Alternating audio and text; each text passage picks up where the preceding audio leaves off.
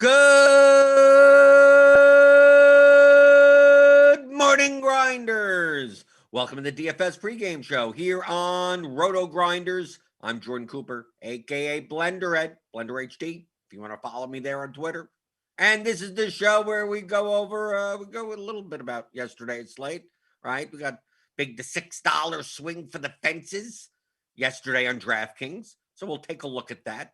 Talk maybe a little bit about today's big slate. 14 games, is it? I mean, we have that double header. I don't know what site is counting what. We'll see. We'll see what's going on today a bit, right? And then answer questions in the YouTube chat. DFS strategy questions. Doesn't matter what it is. You post it, I answer it. So I see you guys: Suki Singh, Doug Montgomery, Jerome Lewis, real life pitcher, Michael Dompier, Frederick Dute, Eric Hiltold, DFS Degenerate, Quinn Williams. Hit that thumbs up button. Give me those thummy thumbs. Keep the water cold, I guess. No apple juice. Hit the subscribe button if you're new. Hit the notification bell to know when we go live in the morning. Yesterday, obviously, you play Ben Gamel, lefty on lefty against Max Fried in Pittsburgh. Of course. Who forgot about that? Ben Gamel. And you play Franmil Reyes against Rich Hill, which is maybe that isn't the worst thing in the world, right? And then you win, right? And then you don't play Joe Musgrove, and there you go. You're good. You're good. I think that was the key. And then you don't care about the Cubs, right? You fade the Cubs. Okay, you fade the Cubs. That's the first thing you do. You fade the Cubs. You fade the best projected pitcher on the slate, Joe Musgrove, point per dollar wise. And then you play the Pirates hitters. You play the Indians Pirates 5-3. And that's of course, as we all expected yesterday, right? But that's baseball, right? You go, I can't believe it was 15-mile-an-hour winds blowing out in Wrigley. Can't believe nothing happened on the Cubs side. Well, the Phillies got there because Eric Sogard pitched the last inning. That helped, right? If you have Philly stacks, you like seeing that position player coming in and pitch, right? He gave up like 3 home runs in the last inning, right? Or 2, right? Who hit a home run? Hoskins and Bohm both hit home runs off of Sogard, I believe, right? And Gregorius had one earlier. Knapp had one earlier. So I mean, the Philly stack got there. But thanks to Eric Sogard pitching, so that's good too. Yesterday I was glad to just like only have a small loss, right? I played 150 lineups in the swing to the fences, and I played the 121 single entry. The single entry I played a Philly stack, so I 3x to 4x in the single entry, even with Joe Musgrove, and then in the swing for the fences, my main stacks that I was playing more of were Texas, the Rangers. Yeah, Willie Peralta, apparently 7 innings, 6 strikeouts. Yeah, okay, thank you. So I played Texas, played Chicago White Sox, Tampa Bay Rays, and the Padres. Doesn't mean I didn't play anyone else. I mean, I still had 2 lineups here, 5 lineups there of other stuff, right? It's 150 lineups. I've most stacks of some type. I have something there. I know Ben Gamel though. I know Ben Gamel. We could take a look here. I mean, if you just take a look at Ben Gamel. I pulled up a tall bunch of 150 maxes, including myself at the bottom. I mean, barely any. I mean, look. It's not like anyone. It's like anyone you could respect. Like Anil had 1%. I mean, what? 1.3%. That's what? 2 lineups. It's 2 lineups. 1 lineup, right? 1 lineup, 3 lineups, right? So it's not like and probably was pirate stacks, right? Because you probably put this and put like Brian Reynolds or something like that. Reynolds, yeah, kind of matches up a little. Brian Reynolds or Nagowski with that first baseman, right? Kind of like it's not like people were high on the Pirates or anything last night. All these sharp players. You could see here from the pitching combination. I think the best pitcher on the slate was Tyler McGill. I had way more him than Colby Allard. who also did well. He also he also got bailed out by an error, and like most of his runs were unearned. But I was playing more McGill Musgrove combinations. I had some Woodruff, right? I had some Rich Hill who came out after like 57 pitches for no reason. Mike Minor, I had some of him, right? Then a couple of Logan Allen lineups who obviously did not do well. 4%. But like Dylan Cease, I didn't play any Dylan Cease, barely played any Max Fried.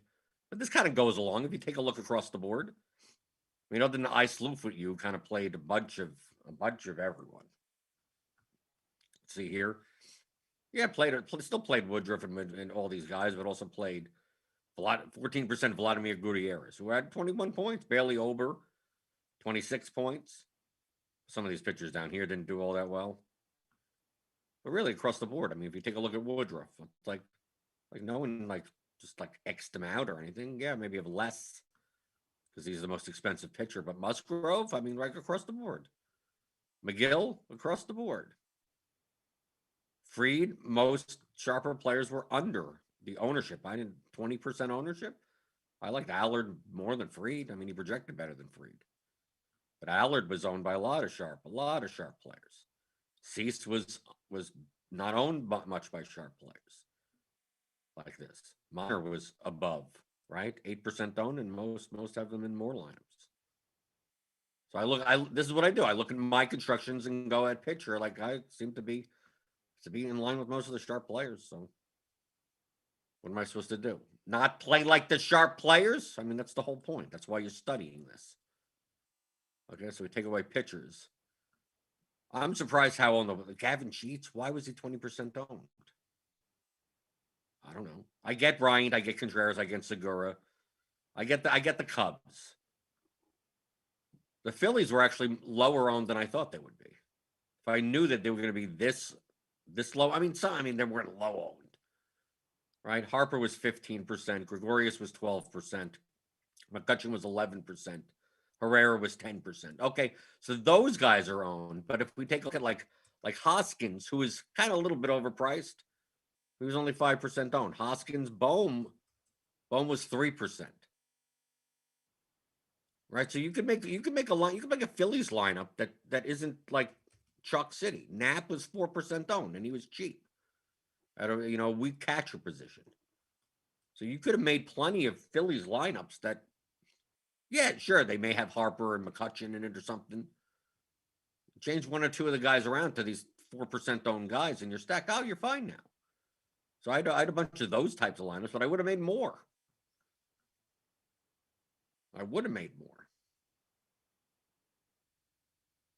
You take a look here, Joey Gallo. Yes, Joey Gallo was a little bit more owned than I thought he was going to be. So I was over on the Rangers. But still, like my one-offs were still Phillies primarily. If you take a look here, I had Tatis, I had Harper, I had Gregorius as one-offs, and McCutcheon. Yeah, I still had used Phillies because I mean, in the bat they projected one as one of if not the best stack on the board. People played Braves with Acuna. Okay, I get it. I didn't as much, but still, I mean, like Tampa Bay was fine for a while. Like Brandon Lowe was barely owned, batting 8th. Right. I had 8%. You can see here. Like I had more, but I was playing more of the Rays. Right. So I mean, just a byproduct. So like Yandy Diaz, like he had a good game, 21 points. Right. And I had him in 13% of my lineups. But not necessarily as a one-off, just in Rays stacks. So according to Slate IQ yesterday on RotoGrinders, the highest leverage stacks towards the top of the win probability list were the White Sox, the Rays, the Padres, and what? What did I say? Who else? Whoever I play. It wasn't the Cubs for sure. It wasn't the Cubs. I was way under than the Cubs. Still one-offs or whatever. It wasn't the Royals, right? Basically, the Cubs and the Royals were the like the highest negative leverage. They were projected to be overowned. But I don't even think the Royals were overowned necessarily. Take a look here. I mean, Ryan O'Hearn was 10%, but everyone else, Merrifield 8, Perez 8, Dozier 7. So I mean, they were owned. Hanser Alberto was 7. Okay. Boston came in lower than I thought it would. I still have plenty of Boston. You take a look here, like Bogarts. You see across the board, like even Hoskins, Phillies were sharper. I had a ton of Eli White. You could take a look, 16% Eli White. That didn't get there. Who else had him? Okay, Eli White, Royal Payne. Yeah, Royal Payne 21 did like total contrarian stuff. You can see here, Chris Bryant 0%, Segura 0%, Contreras 0%, Baez 0%, Harper 0%, Marisnik 0%, Gregorius Wisdom. So just not basically the X out the Wrigley game. That's what it looks like. I mean, not even as one-offs or nothing. Right, 0 Herrera, 0 Rizzo. So not even in one lineup or anything. He had 20% Ohtani, Swanson. So Braves, Royals, Twins, Angels, it's stuff like that. Yeah, here's some Red Sox. So basically everything but the Wrigley game. Right, 19% Soler, 17% Will Myers, 21% Pham. Seemed like it just play. I'm going to play a lot of everything else other than the Wrigley game. But still, it doesn't seem like, Ramirez, 10%. Still not enough to get there because still, even doing that, did Ben Gamble? Oh, still had 4 lineups or something, right? 2%, 3 lineups. Yeah, it's 3 lineups. That's it. Well, you don't have Ben Gamble, you're not winning, right? We can take a look at the winner, Frank Cangolia. Okay, it's a mess lineup. Okay, so good. I don't care about messy lineups. Right, it's 1, 2, 3 Phillies and 2 Angels and okay, just smash buttons and whatever, and you get lucky. Okay, stuff happens. How about the second lineup? So Cleveland, yeah, here you go. Cleveland 5-3, Cleveland, Pittsburgh. Yeah, that makes sense. Any other day, this would win, right? Even though Eddie Rosario came out of the game. Yeah, this would win. Dane 0944. Let's see. Philly, 5-2-1. That's fine. Nick Gordon, Max Kepler had double dong. Here's OCD's best lineups. Got Cleveland, 4-3-1. Okay. I mean, these are fine lineups. You want to mash buttons and try to get first? Okay, you mash buttons. Way to go. These look like good lineups. This other lineup is a Philly stack. Yeah, Philly, Minnesota. Similar, almost exactly the same lineup. Oh no, because this one is the Hoskins. This one is a different. This is Tampa Bay.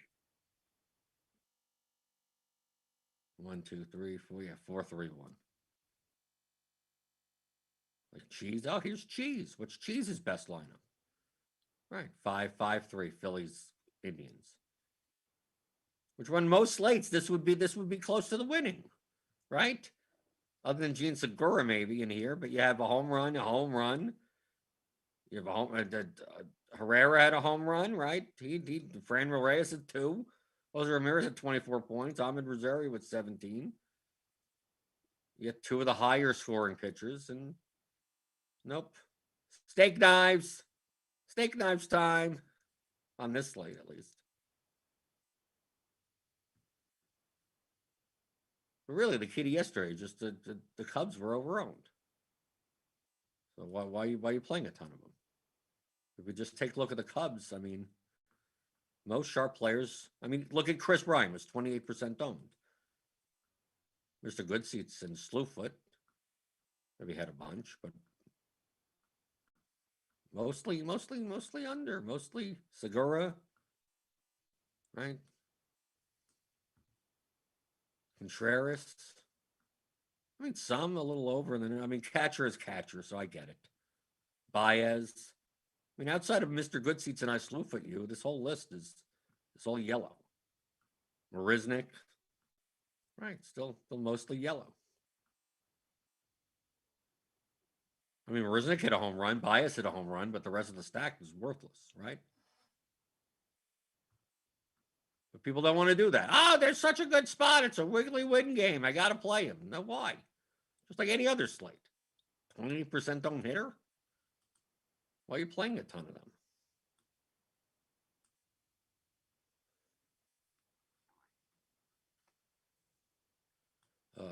Michael Dompia says, I think Minnesota was pretty high leverage. No, Minnesota was okay.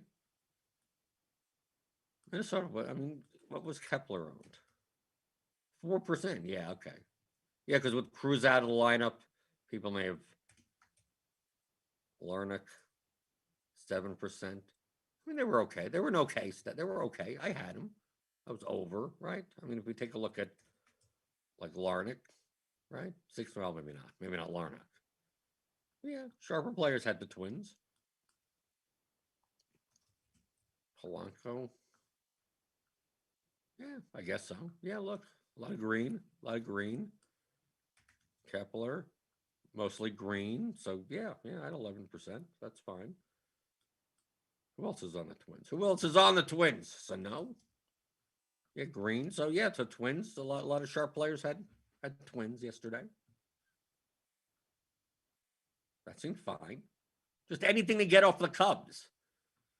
I mean, pretty much.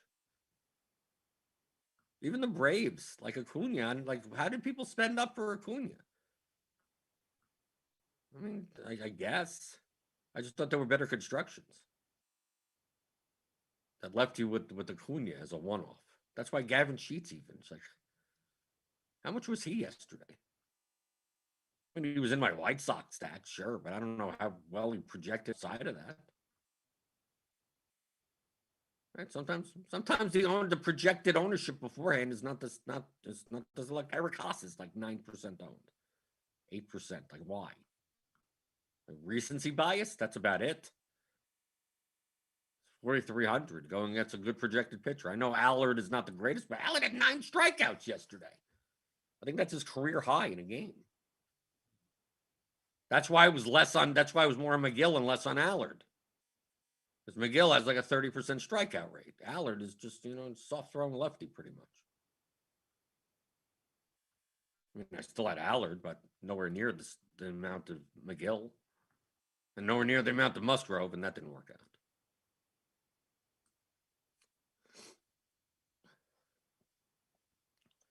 Jim Steele asked, how were people in Cleveland? They didn't project that great at all. Okay, and what does that have to do with anything? I don't care. Who cares about median projections? What's their percentage chance of being the top stack versus what they're owned? Cleveland were still and Cleveland was still overowned.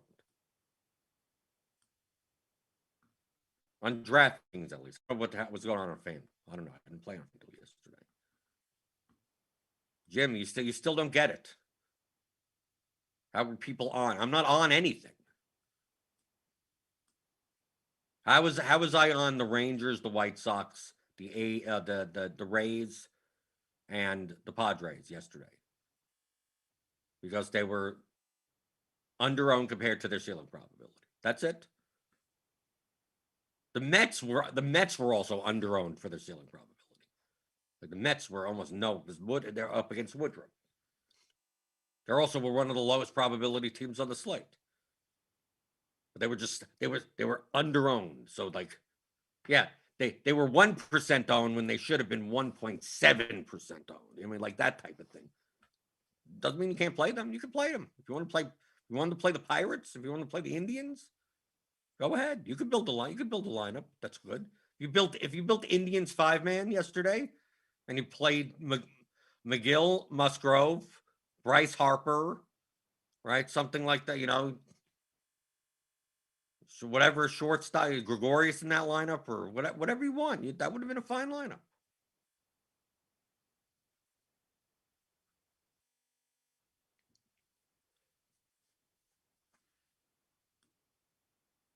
Stop trying to think of how to get on a team. I don't to get. There's nothing to get on.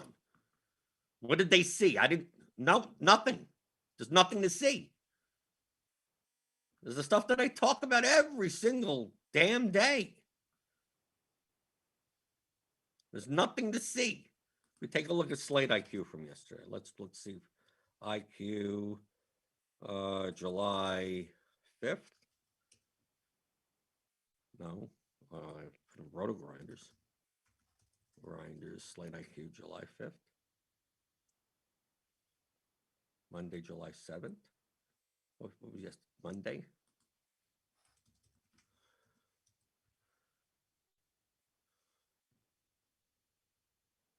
Is this it? Can we get it? No, this is for Monday, July 27th from some other time. Where was this? Typically, I could find this. Monday, slate IQ.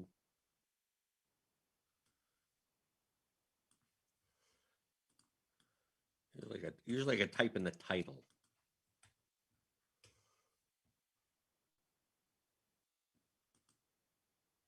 I can find it.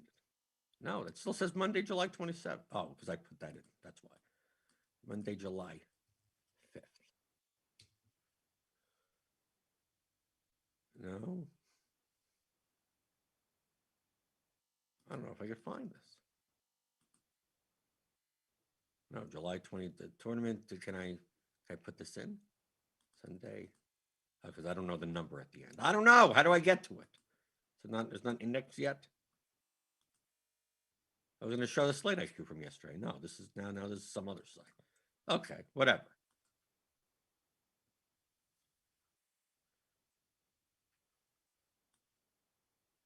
A1 Beast Mode, can you review cash lineup? No. I didn't even play cash yesterday. I don't know what's there to review in a cash lineup. Play the best median lineup you can. There, you're done. You know how long it takes me to build a cash lineup in baseball? 1.5 seconds. There's nothing to review in cash games. What's there to review? A1 Beast Mode. I don't even understand what to review. I don't even know what would I say about it. It's the best median optimal lineup. Like there's nothing to review. These are the things they have to. These are the concepts you need to understand in order to win at DFS. I could win a cash game. You give me a projection model, and I could win a cash games in any sport without even knowing anything. Literally nothing. Nothing. Why? Blender. It's on the right-hand side of that Slate IQ site. I have no idea what you're talking about. I'm trying to get to yesterday's. Today's doesn't matter. Typically, I could just Google search, right? Like here, like we don't get it. Okay, is it still up from yesterday? Okay, yeah, okay, okay. It's because they didn't change it. It's too early. They didn't even change it. Okay, so from yesterday on Slate IQ, you get to see here. Sort by winner. Look, Cubs 10.6%. Look at the next one, Texas. Minnesota 5.1, Atlanta 4.9, Boston 4.9, Tampa Bay 4.6, in comparison to how much they're owned. So look here, Texas, positive leverage. Tampa Bay, positive leverage. Padres, positive leverage. White Sox, positive leverage.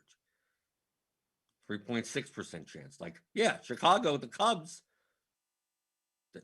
they had the best chance by almost twice of any other team. But all these teams in the middle right here, what's wrong with that in comparison to their ownership? Tampa Bay was underowned compared to Slate IQ. Take a look at Cleveland. They were sad. I guess according to Slate IQ, they were slightly underowned. Only a 2% chance of being the winner, but I'm going to be owned at 1.5%. Pittsburgh was underowned also in comparison, but their win probabilities are lower. There's no reason you couldn't play Cleveland. There's no reason you couldn't play Pittsburgh. Right? Look at the Mets. The Mets had a 0.9% chance of being the winner, and they're going to be owned at 0.5%. So proportionally, they're the best leverage. Proportionally, but still, they're the third lowest likelihood of being the winning stack. Doesn't mean you could play. No, you sure you could play him. Sure, just high variance, absurdly high variance. So this is it. This is DFS. It's not complicated. How did people get on Cleveland? Oh, why not? Sure. Why not play a Cleveland lineup? You can. You can play a Cleveland lineup and still play Cubs in it. Why not? Cleveland guys are going to be low enough owned that you just play the best projected players everywhere else. Play a 5-man Cleveland stack. The 2 projected pitchers and 3 other one-offs that have the highest projection. There you go. You're done. How you end up with the Cleveland Indian stack and Ben Gamel? I don't know. I mean, probably not make hand building one lineup. Probably not. But if you're making combinations of different teams and you're like, how do I fit Cleveland and Pittsburgh together? Okay, well, that could end up happening.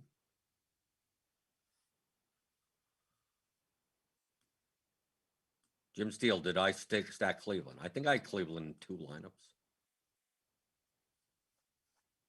I'm playing 150 lineups. I have a stack of I don't think people understand. On a 9-game slate, I will have a stack of every team. I believe I had a stack of every single team yesterday. All 18 teams. Now, how many of those? Not many, right? I had more Texas stacks. I had more White Sox stacks. I had more Tampa Bay stacks. I had more San Diego stacks. But I think I had one lineup with Josh Bell and Juan Soto and Starlin Cast. I had one national stack. 1 out of 150. I think I had 1 or 2 Pittsburgh. 1 or 2 Detroit. 1 or 2 Cleveland. I think I had one lineup with Franmil Reyes. I think I had 1 out of 150. I think. Let me take a look. Right, Reyes. Franmil Reyes. Yeah, 2 lineups. I had 2 lineups with Franmil Reyes in it, right? Some people had none.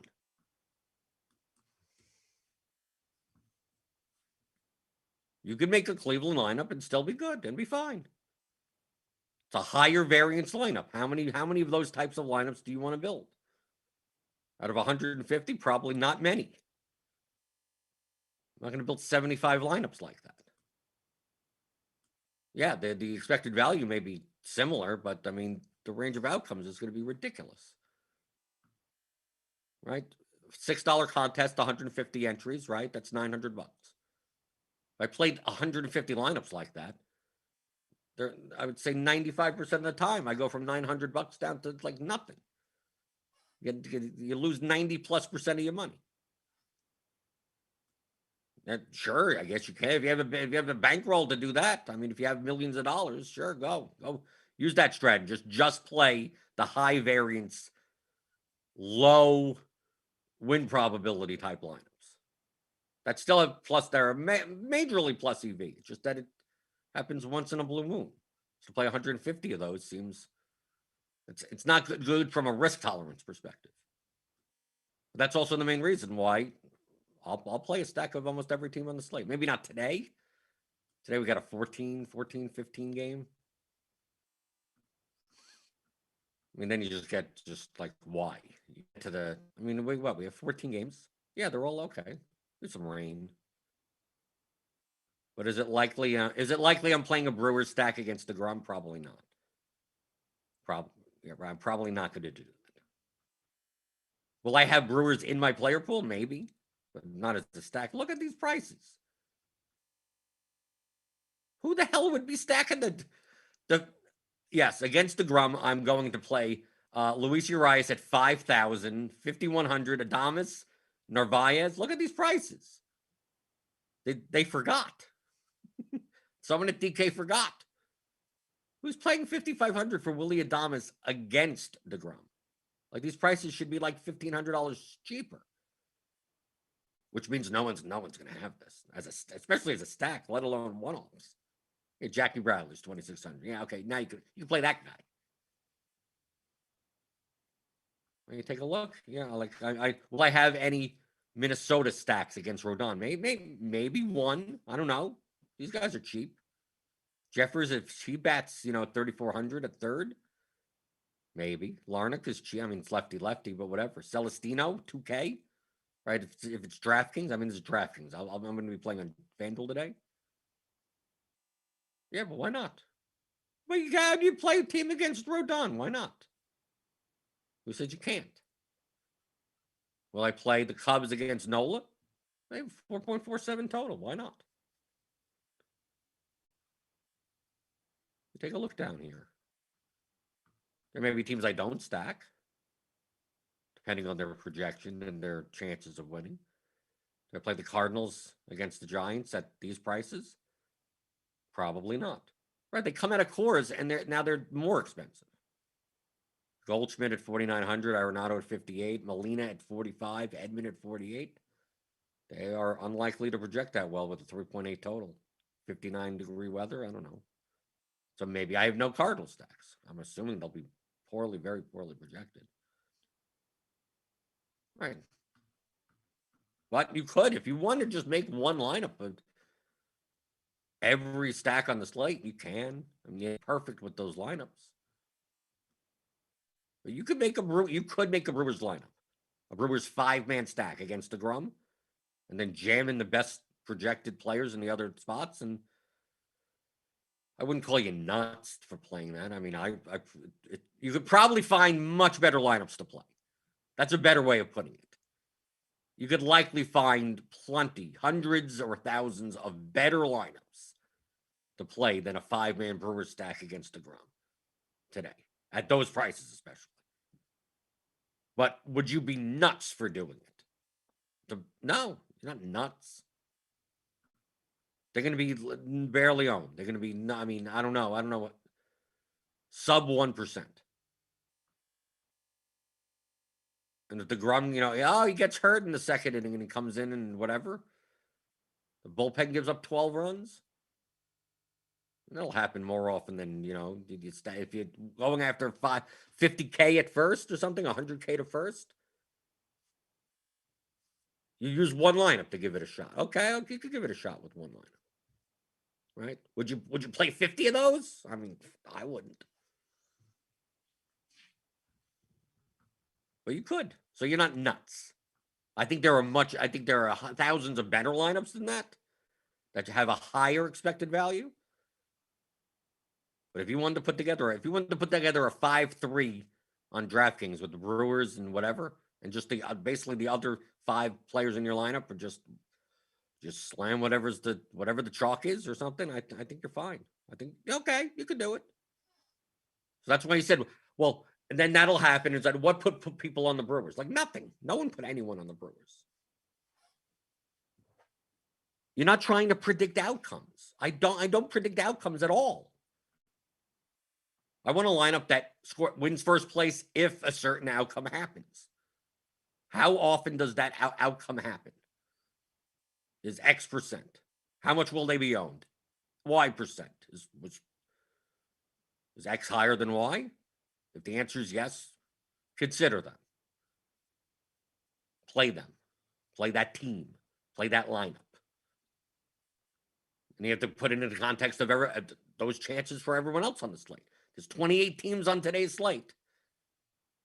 Some teams will be overowned. Some teams will be underowned. And then you build lineups from that. It's like, oh, do I want to play the 12th underowned team or the top underowned? How many what if I had a choice between one lineup? Probably the number one would come in priority, would be the highest expected value one. But there's still plus EV ones that are with the 12th underowned team. You could, just like with this Brewers. Yeah, if you want to build a 5-man Brewers stack on DraftKings, go for it. I mean, it's a dollar in a dream type of thing. Probably projects poorly. I mean, we could take a look here. Milwaukee must project off. I mean, look, yeah, this is god awful. I mean, what could be the best line? Like, let's take a look. Like, this is what you could do to research, right? I'm using the back projections, right? Okay. So let's say, I mean, look, leading off and having under a 5-point projection. So I'm going to do what I did yesterday. Just do 5x, right? 5x at 100%. Okay, just to take a look. Right, just press whatever. 5-man stack. The Phillies. So the Phillies the top one today. Also, yeah, I guess so. So 130.38. Who cares about ownership right now? You have Realmuto, Segura, Gregorius, Herrera, Harper, with Benintendi, Suarez, Zimmerman, one-offs. And you're playing 2 stud pitchers. The fact that you could even make this lineup is ridiculous. Right? This doesn't look like a bad lineup, right? Yet you could still fit Rodon and DeGrom in the lineup at the same. 2 highest projected pitchers. Okay. So that's 130.38. Now let's just say we were to play even the top point per dollar. Like we just take like the 5 top point per dollar Brewers, right? 1, 2, 3, 4, 5. And just go put it into lineup preview. Right? So to play a 5-man Brewers lineup, it's 104.35. So that's like 25 points lower than the top stacked optimal. Right? Because look, you have to spend up for it all, and you're playing DeGrom against him, right?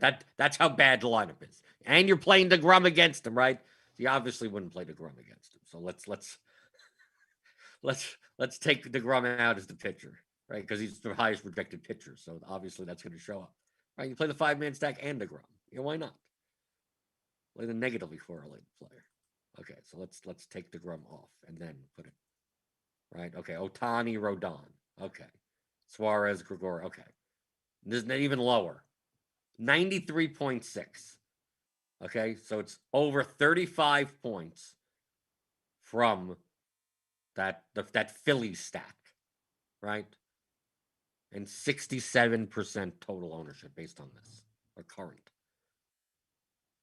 Are you giving up 35 points of projection in order to drop? We take a look here. Drop not that, but 123 to 67. That's not even that much of a drop. You're still playing Rodon. You're still based on these numbers. I'm not saying these numbers. I mean, is Didi Gregorius going to be 1%? I don't know. It's based on these numbers. Is it worth 35 points in projection? I mean, we're talking about 35 points that's like 3 home runs, solo shots on DraftKings because they're 14 points. Or 2.5 home runs. Can't be giving up 2.5 home runs. I mean, the ownership would have to be even lower than this to even consider it. So even then, like this Brewers lineup, I don't know, probably negative EV, probably. I'm trying to make a case that you could make it. It's just that their prices are so expensive for their projection, right? But let's compare that. Okay, so we put the DeGrom back in. So we have our top right here. Now let's say we want to see the top. Let's say just for argument's sake, right? We have so many. How many teams? We have 28 teams. Can we split this up by 63? The minimum number of Cleveland. Why? What's wrong with Cleveland? What's happening to Cleveland? What's happening to Cleveland? Did I take people out of the Cleveland? Let's see. What was it doing with Cleveland? Nothing. We have no Cleveland players in the pool. What happened?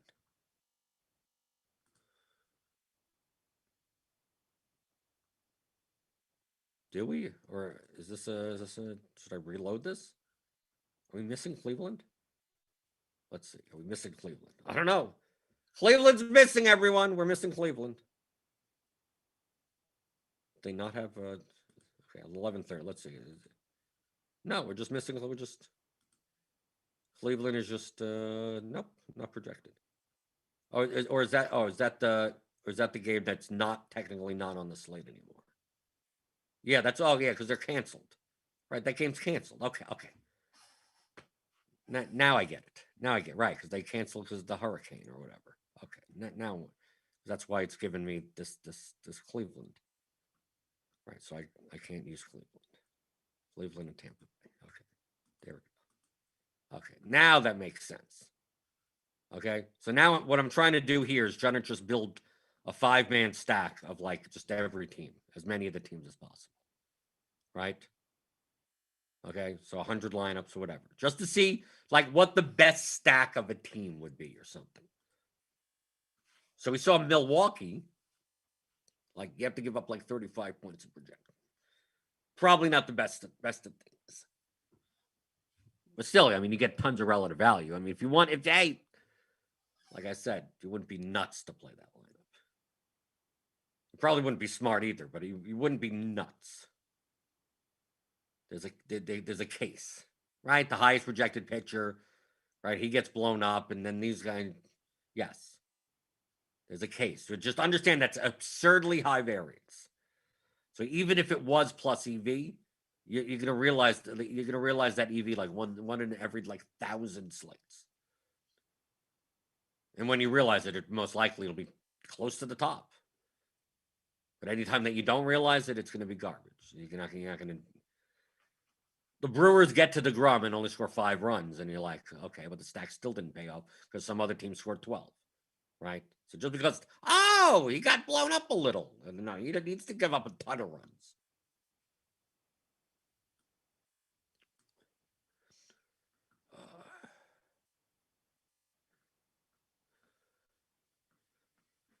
Let's see. While this builds. Yeah, Michael Dampier is talking about the Angels lineups. Yeah, I had to switch out Rendon in a bunch. Rendon and Ward. I had like Ward in 2 lineups or something. A1 Beast Mode. Can you review your highest invested lineup from yesterday? What am I reviewing? I still don't understand. A1, I don't understand what you mean by review it. What's there to review? I'll show you. Here's my. I'll show you. I'll explain why I don't understand what you mean by review it. What am I reviewing? Okay, my highest invested lineup, I played the 121 single entry, right? I came in like 25th or something. Yeah, here you go.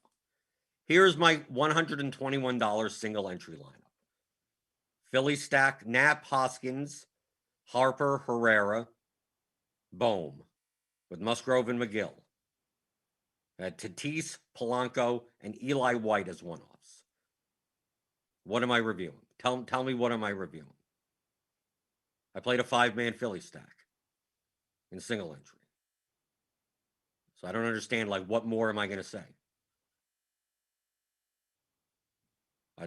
Feel free to type it into chat. I don't understand what you mean by review it. I built 150 lineups, and this was the top projected lineup. So I played in single entry. That's it. That's all I could review. Why did I play? What you're gonna say? Why did I play a Herrera over McCutchen? And the answer is I didn't make that decision. I didn't make any of these decisions. I just played the highest projected lineup from my lineup set that I was making already. That's it. Why do I play standalones instead of a 3-man with the main stack? Sometimes I do. I let it fit naturally in. I don't think it's that big of a difference. If you play 5-3, 5-1-1, whatever. I had some lineups that were 5-3. But I don't intentionally do that.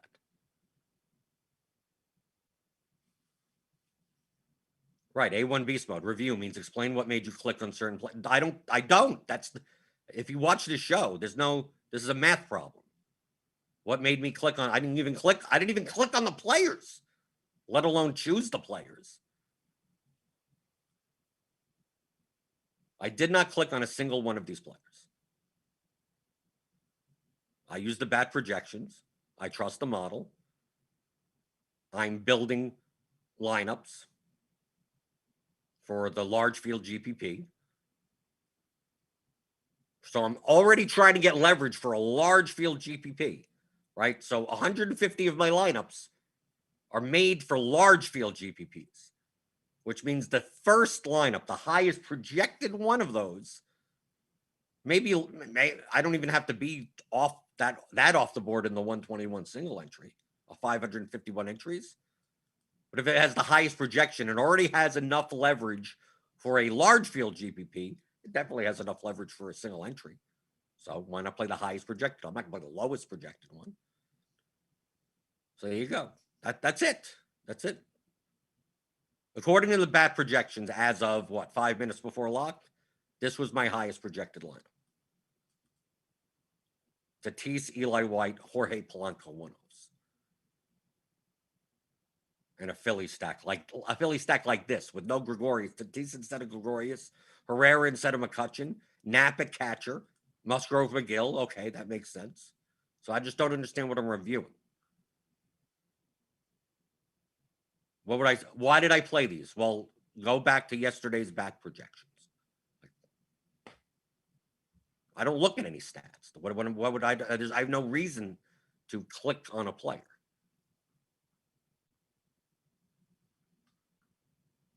I'm playing the highest mathematically projected lineup out of my set. That's it. That's what. If I was just hand building this lineup or hand building, I'd be doing the same thing anyway. I probably would have played probably a chalkier lineup, a little bit chalkier. Right? I mean, but look at Bo. Like, Bo was 1% owned in single entry. Like, that was easy. Right? So now I could play the chalk combination there. Knapp was 3%. So look, I played a fairly chalky Philadelphia stack and played it in a different way. But I didn't necessarily even choose that. That's the only way that I could get enough lower ownership in order to play the two chalkier pitchers. So most of my Philly lineups kind of look like this. They didn't play. It wasn't the top five. It wasn't 1, 2, 3, 4, 5. It wasn't that. It wasn't all the 10% plus owned Phillies. It always had Knapp or Bohm or something like that in the lineup. But I didn't specifically choose. Look, I just left 400 on the table. Who knows? Whatever fits. That was the highest projected lineup. Hence, I don't understand what I'm reviewing.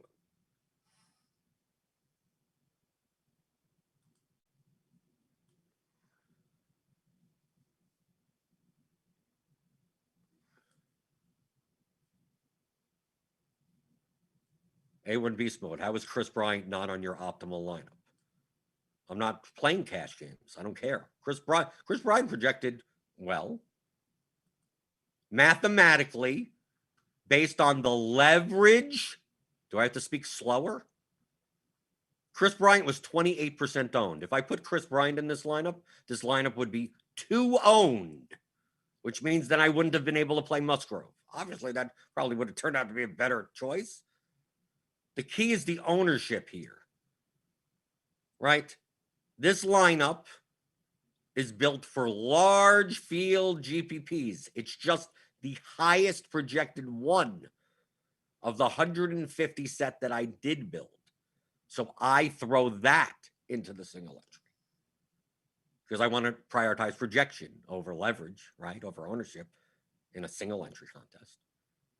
And since I already have enough leverage for a large field, I definitely have enough leverage for a single entry. So give me the top projected lineup of my set that I've already made for large field GPPs. I'm not going to hand pick it. I'm just going to whatever the top projected one is. That's what I'm going to play. This one didn't have Bryant. I had Bryant lineups that didn't have Musgrove, right? I'd Cubs lineups. The Cubs lineups wouldn't have had Tatis, wouldn't have had Musgrove or McGill, would have had lower owned pitchers because the total number of ownership has to be below a certain level. If I'm playing the two chalkiest pitchers on the slate, 2 of the chalkiest, and also playing a 22% owned Bryce Harper, how do I play Chris Bryant in that lineup? For a large field GPP, I can't.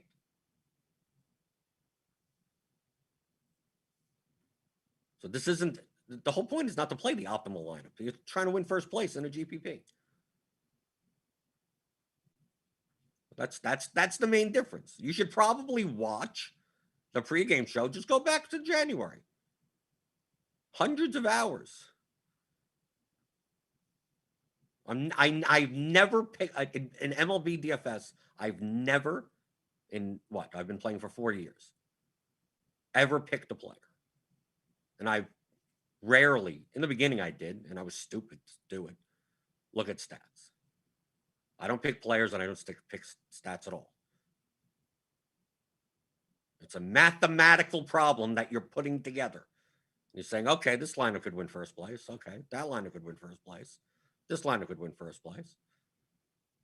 They're about equal to each other. That's some range of where they are. You could simulate that out if you want. It's like, there you go. I already have a model. So there you go. Here's the model. Here's the math. Here's the projected ownership. To me, that's the hardest part. The projected versus actual ownership. Because like I said yesterday, it's like I'm surprised. I mean, it's a single entry, so I know it's going to be lower. Surprised that the secondary pieces of the Phillies were as low owned as they were. Or I would have played more of them. I was under the impression the Phillies were going to be like the second or third highest owned stack. In Jet, yes, and they kind of were, but only like 4 or 5 guys. The other 2 or 3, like why is Napa only 4% owned as a catcher? So easy to just drop in a $2,700 catcher in your lineup. So that, to me, that's the miscalculation. I built lineups based on what I believe the ownership was going to be. I thought Knapp and Bohm, I thought they'd be twice as owned as they were. I mean, they'd be lower owned than Bryce Harper or Herrera and those other guys, but not so much so. Not 3 times less owned, 4 times less owned. To me, that's the challenge. Once you see the actual ownership and you go, oh, Colby Allard wasn't as owned as I thought he would be, and Max Fried was way more owned than I thought he would be. And that would be a good thing, right? Because it's like Allard, I ended up being over on, even though I was trying to be under.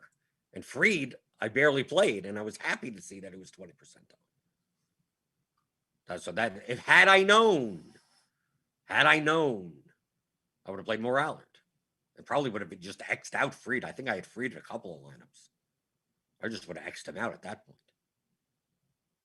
But I can only base it on the projected ownership that I see from RotoGrinders around the industry, my own adjustments, and then build lineups based on that. We did the 100 build with all the different stacks. It looks like everybody, you're just getting DeGrom and Rodon in so many lineups. So here's the stack summary. So you can see here, I just told it to build a stack of like everyone, 5-hitter stacks, right? So we take a look at the Phillies. Here's a Philly stack, 130.38. Who cares about ownership right now, right? Arizona, 123.87. Washington, 123.71. Kansas City, 121.92. Baltimore, 121.75. Texas, 121.65. Pittsburgh, 121. Chicago, the Cubs, 120. Atlanta, 119. Detroit, 118. Seattle, 118. Miami, 118. New York, Yankees, 118. Cincinnati, 118. Houston. We go down here, I have a Colorado, 109. Dodgers, 113. Minnesota, 112. Boston. Here we go. It's almost sorted in here. I didn't even realize. But that Phillies is way higher than almost anything else. And actually, based on our current ownership, lower owned.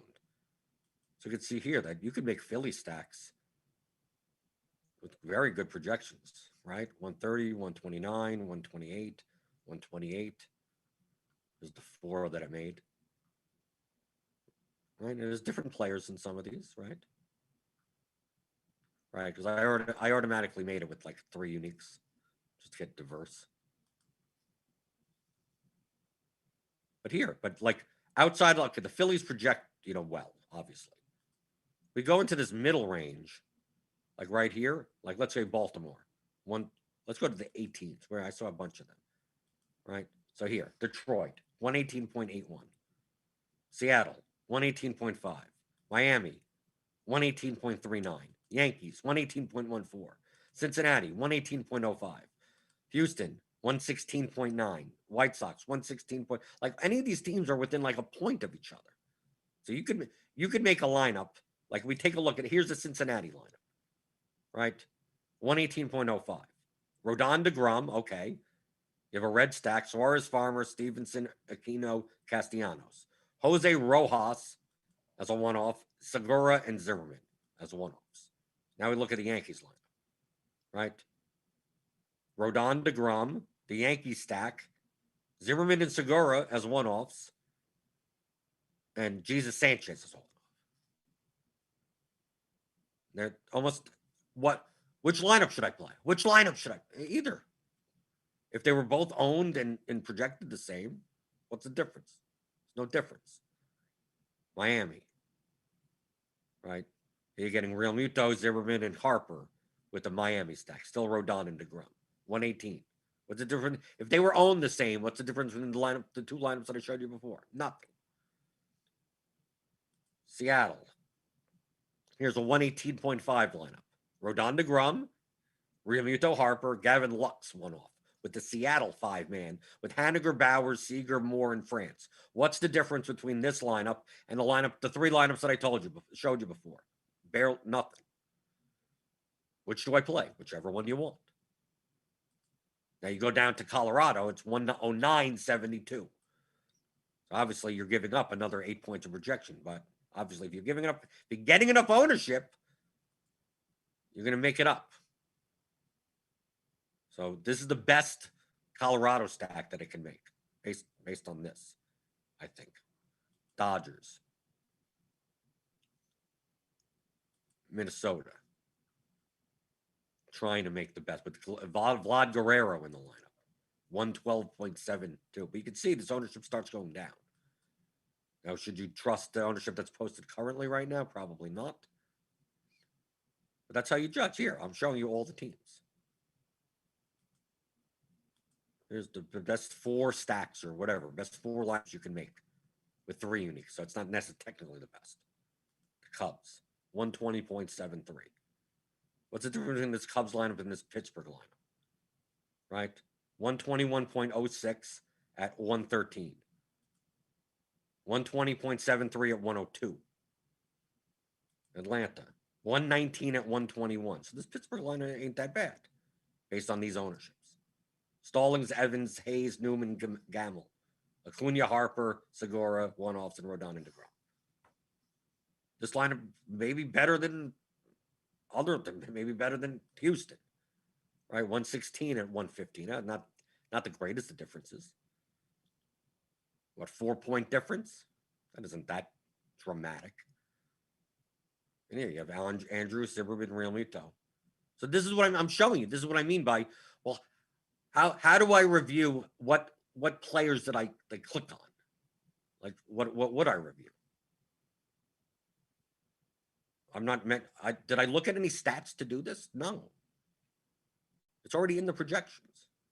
Just how do I build lineups that are stacked, that are correlated, have enough leverage with ownership, and project well enough for what they will be owned. On a 14-game slate, you can make thousands of these lineups. You can make thousands upon thousands of these lineups. If you simulate it out, a lot of them would have very close comparisons at expected value. Your job is to make ones that are better than the fields. That's it. So you could, I want to make 150 Houston line. You could. Now you're just increasing your variance of your entire portfolio.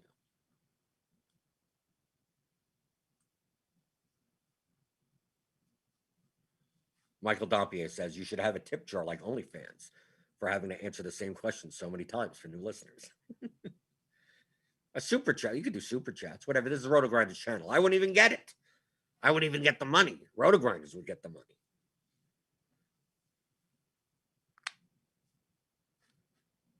But if you want to send me a tip, you know what you do? Instead of send me a tip, you go, and if you haven't gotten it, get the Theory of Daily Fantasy Sports. 15-hour audio DFS masterclass. It explains all of this.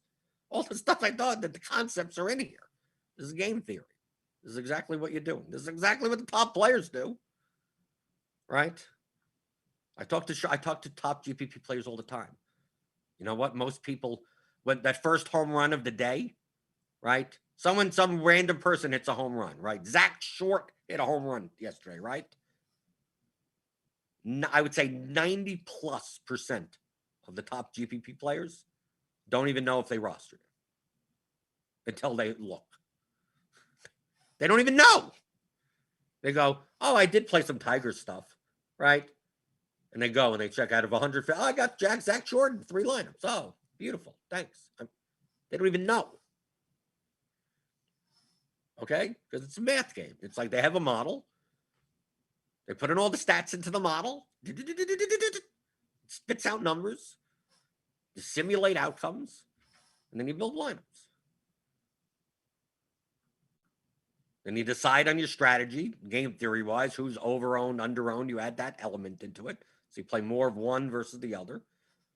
And then you make lineups. And you can make hundreds of lineups. Thousands of lineups if you want. But all those concepts are in this course. How to think like a professional DFS player. 15 hours. That's all the chapters. Game objectives, player selection, expected value, leverage, correlation, construction, risk management, exploits, and psychology. But it's primarily math. But you're not going to find formulas in here. It's not that dry. It's not just me and James talking about formulas for 15 minutes, but about mathematical concepts.